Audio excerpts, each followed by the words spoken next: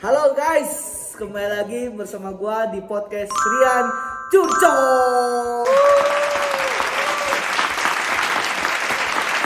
Kita masih membahas tentang topik mengenai calon ketua dan wakil BEM Universitas Katolik Parahyangan. Siapa tuh bang? Rafael Montel dan Fernandus Brian.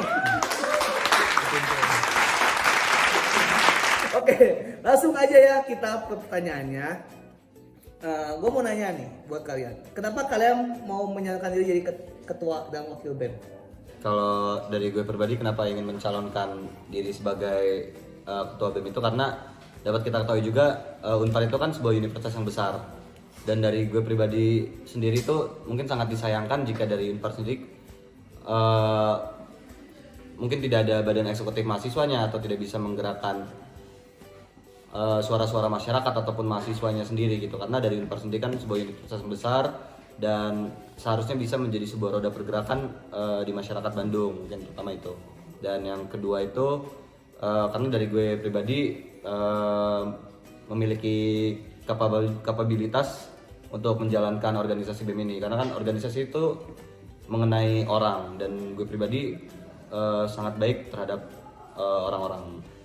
Ya mungkin kalau gue di sini ingin maju sebagai calon wakil ketua BEM adalah dimana sebenarnya sama seperti apa yang Farah katakan juga, gue juga ingin membawa suatu perubahan untuk Unpar sendiri gitu. Gue ingin membantu dan ingin terjun langsung kepada masyarakat Unpar sendiri gitu.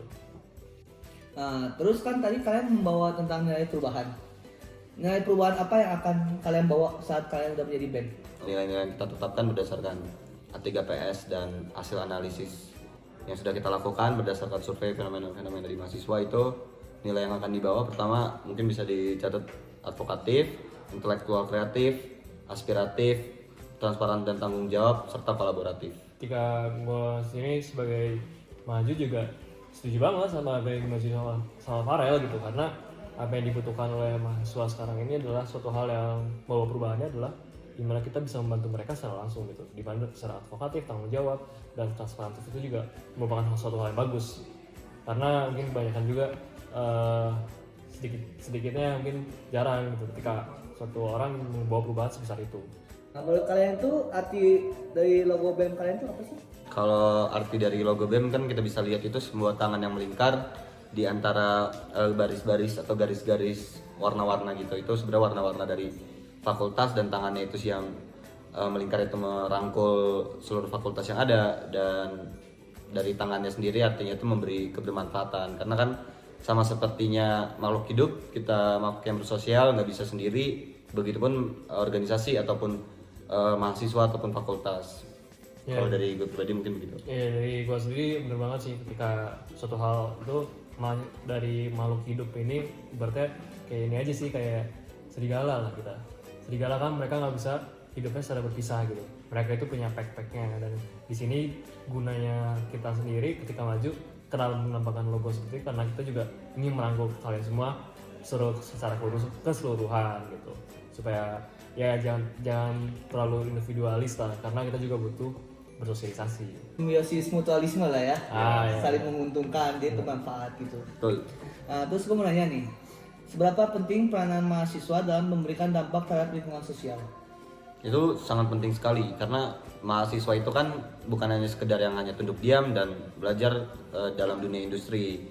Mahasiswa itu kan merupakan agent of change, atau teman-teman sering kan agen dari perubahan, teman-teman pasti sering banget dengar. Dan di sini kita seharusnya bergerak dalam perspektif intelektual berdasarkan kapabilitas yang kita miliki, yang kita sudah pelajari di setiap jurusan masing-masing. Dia seharusnya di sini peran kita lebih besar, dan sehingga bisa mengubah dampak dari sosial atau fenomena yang ada. Kalau misalnya dari gue sendiri, ketika dari mahasiswa sendiri ke dampak sosial itu bener sih sangat penting gitu, karena yang melakukan perubahan sendiri adalah kita ini, kaum pelajar, kaum yang sudah lagi mahasiswa, ataupun misalkan dari kita dari dapatkan pendidikan lah gitu. Sebenarnya yang agen perubahan itu adalah dari kita lagi gitu, karena siapa lagi yang ingin berubah, karena ya sudah saatnya adalah kita untuk maju gitu, apalagi kita masih muda kan. Terus buat kalian sendiri, bagaimana cara menyalurkan aspirasi buat mahasiswa Apakah dengan cara demo, turun ke jalan, atau situasi apa yang tepat yang membuat kalian memutuskan untuk turun ikut demo di jalan? Oke, kalau berdasarkan pertanyaan itu mungkin kita analisis dulu dari kebutuhannya dan dari substansinya agar ketika kita menyuarakan sesuatu itu nggak ditunggangi oleh pihak-pihak yang kita tidak inginkan. Kalau misalkan menyalurkan aspirasi seperti apa atau gimana, mungkin kalau dari kita sangat mengandalkan dari kasratnya sendiri itu ataupun kajian-kajian di dalam intelektual dan ataupun diskusi-diskusi yang ada. Baru ketika memang urgensinya sangat dinyatakan, baru mungkin kita bisa lebih ke arah judicial review atau gugatan kalau misalkan secara hukum. Dan ketika memang sudah sulit didengarkan juga, baru ada kemungkinan sih untuk turun ke jalan dan sebagainya itu, tapi berdasarkan kesepakatan juga yang ada di Badan Eksekutif Mahasiswa Seluruh Indonesia ataupun BMSI. Kalau dari gitu. Mungkin kalau dari gua sendiri kembali lagi ke benar juga kajian-kajiannya, landasan-landasannya ketika kita turun ke jalanan ini untuk apa gitu. Jangankan kita turun ke jalan itu karena kita ingin eksis atau ikut-ikutan gitu loh. Kita kan harus perlu tahu juga kita turun ke jalannya adalah membawa apa, manfaat apa gitu. Substansinya itu apa gitu. Dan sebenarnya demo sendiri ini juga kan demo terbagi dua. Apakah demonya memang mementingkan sekali untuk turun ke jalan, ataupun kita juga bisa melakukan demo online gitu loh. Tapi kalau misalnya memang krisis sekali seperti yang sebelum-sebelumnya yang kita ketahui dari undang-undang Omnibus Law atau undang-undang UU KPK gitu, itu kan sangat membutuhkan suara dari mahasiswa juga, karena mahasiswa itu agen perubahan, agen dari bergerak sendiri. Kita bisa turun ke jalan dari hal itu, ataupun ketika lagi masa pandemi seperti ini kita juga bisa melakukan demonya secara online gitu. Dan menambahin lagi, power mahasiswa itu kuat. Kalau teman-teman lihat sejarahnya udah pernah terjadi tahun 98 ataupun menurunkan pemerintahan itu kan memang dilakukan mahasiswa. Mengapa? Karena memang mahasiswa di sini kan kaum intelektual yang bergerak untuk masyarakat. Tapi kalian sekarang lagi dengar nggak sih isu-isu yang berjalan sekarang tentang RUU tentang minum alkohol? Iya. Nah, pendapat kalian apa? Terkait RUU minuman beralkohol, sebenarnya itu banyak harus yang dipertanyakan karena argumentasi dari pemerintahan juga mungkin kurang bisa kita terima juga urgensinya apa dan sebagainya. Cuman terkait itu juga dengar-dengar 21 partai nggak setuju. Dan sebenarnya kalau dari pendapat kita pribadi masih ingin mempertanyakan sih substansi dari pemerintah itu seperti apa, dan argumentasinya juga dari kita mungkin masih kurang. Jadi masih bisa banyak hal yang dipertanyakan kalau misalkan pendapatnya setuju atau tidak setuju gitu. Mungkin kalau dari gue sendiri juga dari RUU minuman beralkohol ini, gue pikir merupakan satu isu yang agak penting, tapi ada isu lain yang lebih penting dibahas lagi. Misalkan dari RUU PKS atau misalkan dari hal-hal yang lain gitu. Sebenarnya dari Indonesia sendiri banyak kasus dan banyak rancangan undang-undangan yang gue pikir sendiri merupakan hal yang lebih urgensi gitu.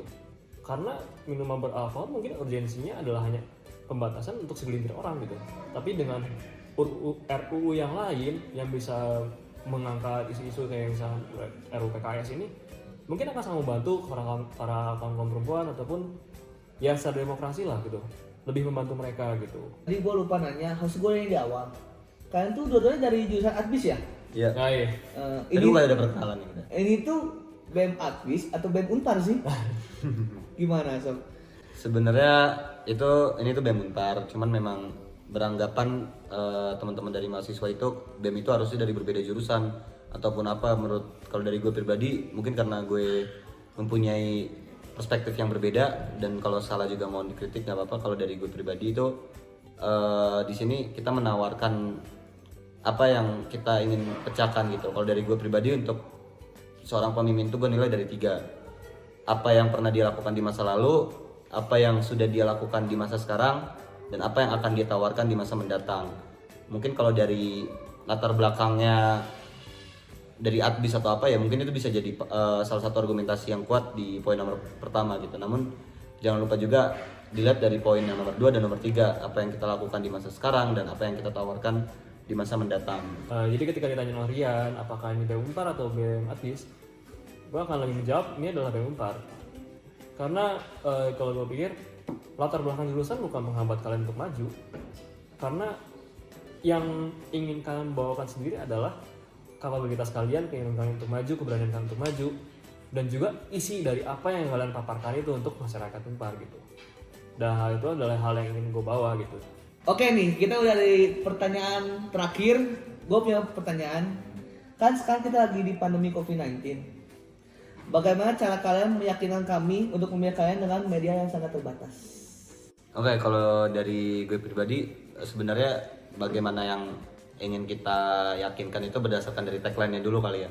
Dari kita kan membawa Unpar kebermanfaatan, dan menurut kami sendiri media yang terbatas seperti saat ini tuh bukan menjadi penghalang.